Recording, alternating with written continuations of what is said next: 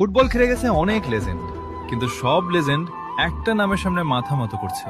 ওই নামটা Cristiano Ronaldo. পেলে বলেছেন, রোনালদো সর্বকালের সেরা খেলোয়াড়, ওর মতো অ্যাথলেট আমি দেখি নাই। দিয়েগো মারাদোনা বলেছিলেন, রোনালদোর সাথে কারো তুলনা হয় না, ওর মতো কেউ হতে পারবে না।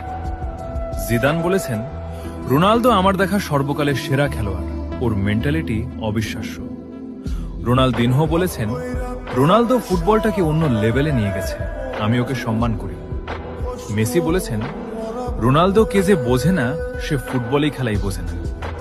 নেইমার বলেছেন, রোনালদো একজন কিংবদন্তি, তার খেলা দেখলে যে কেউ তার প্রেমে পড়বে।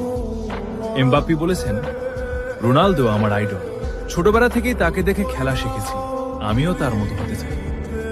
কাকা বলেছেন, Ronaldo great of all time god, এবং তার সাথে কারো তুলনা হয় না, সে সর্বকালের সেরা প্লেয়ার। 970-এর বেশি গোল, 5টা ব্যালন ডিওর, 5টা চ্যাম্পিয়ন্স লিগ, এক সিজনের 15টা ট্রফি জয়। নাম্বার না ভাই, নাম্বার তো লেজেন্ডরাই বলতেছে।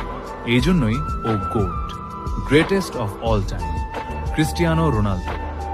রোনালদোর সাথে কারো তুলনা হয় না, সে সবার আইডল, সবার অনুপ্রেরণা।